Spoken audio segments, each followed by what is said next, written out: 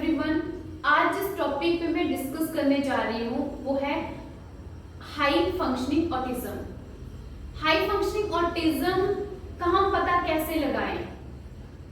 कैसे हमें पता चलेगा कि हमारे बच्चे को हाई फंक्शनिंग ऑटिज्म है?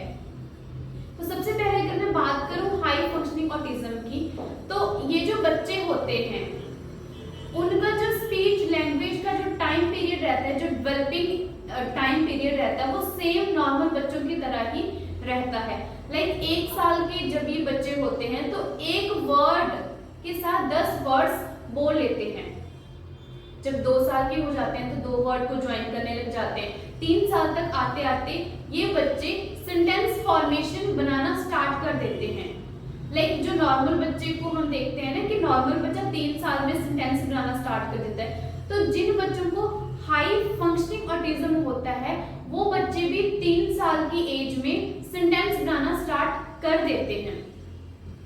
तो अगर उनकी स्पीच सही है, लैंग्वेज सही है और सेंटेंस फॉर्मेशन में ये बच्चे होते हैं, लाइक वर्बल तो होते हैं लेकिन सेंटेंस में बातें करते हैं, और इन बच्चों का आई कांटेक्ट सही होता है, नेम रिस्पॉन्ड अच्छा होता है इनको ना जनरल अंडरस्टैंडिंग भी होती है। और जो डेली लिविंग्स की जो एक्टिविटीज होती हैं, जिनमें जो एएसडी बच्चे होते हैं वो उनमें नहीं होती हैं। जो डेली लिविंग्स की जो एक्टिविटीज होती हैं वो उनमें नहीं कर पाते हैं। तो ये जो बच्चे होते हैं जिनको हाई फंक्शनिंग ऑटिज्म होता है, ये उन एक्टिविटीज में परफेक्ट होते हैं, लाइक इंडिपेंडेंट होते हैं। वो हर एक एक्टिविटी वो खुद करते हैं। ईटिंग हो गया, ब्रशिंग हो गया, बाथिंग हो गया, तो वो भी इनकी बहुत सही होती है।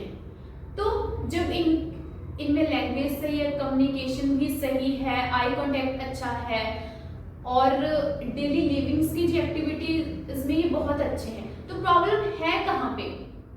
लाइक जो हम एएसडी के मेन सिम्टम देखते हैं कि बच्चा कम्युनिकेट नहीं कर पाता है, सोशलाइजेशन नहीं है बच्चे की, रेपिटेटिव बिहेवियर है, तो ये तो बच्चों में कुछ है ही नहीं। तो प्रॉब्लम है कहाँ पे? तो सबसे पहले जिनको प्रॉब्लम आती है वो आती है कम्युनिकेशन में। जैसे कम्युनिकेशन तो कर रहे हैं और सेंटेंस में भी बोल रहे हैं, लेकिन जब ये दूसरे बच्चों के साथ या फिर दूसरे किसी के भी साथ ही कन्वर्सेशन करते हैं तो ये उस कन्वर्सेशन को मेंटेन नहीं रख पाते हैं। या तो उसको बीच में ही छोड़ देंगे या तो ये आउट ऑफ द टॉपिक चले जाते हैं। ये इनमें पहला प्रॉब्लम आती है कम्युनिकेशन में, कि जो कम्युनिकेशन कर रहे हैं ये किसी के भी साथ, तो उस कन्वर्सेशन को ये या तो मेंटेन नहीं रख पाएंगे या फिर आउट ऑफ द टॉपिक ही चले जाते हैं।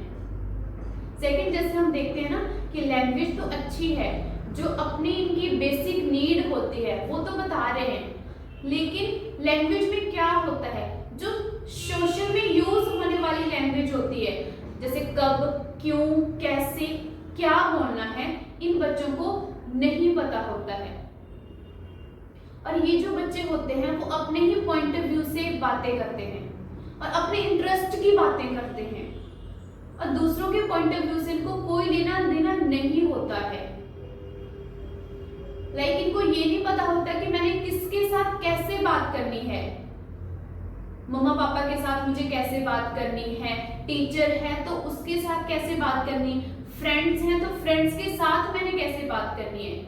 लाइक बातें तो करते हैं ही, लेकिन इनको ये नहीं पता होता है कि किसके साथ हमें कैसे बात करनी है। दूसरों का जो पॉइंट ऑफ व्यू होता है उसको नहीं समझ पाते हैं, और जो टॉपिक पे बात करना उनको पसंद होता है, जो इंटरेस्ट होता है, वो उसी टॉपिक पे बात करते रहेंगे। लाइक ये एक टॉपिक पकड़ लेंगे और उसी पे ना उनको उस टॉपिक की बहुत ज्यादा नॉलेज होती है, वो उसी एक टॉपिक पे ही बात करते रहेंगे, और अपने जो इंटरेस्ट की बात है ना वो ये करते हैं बच्चे।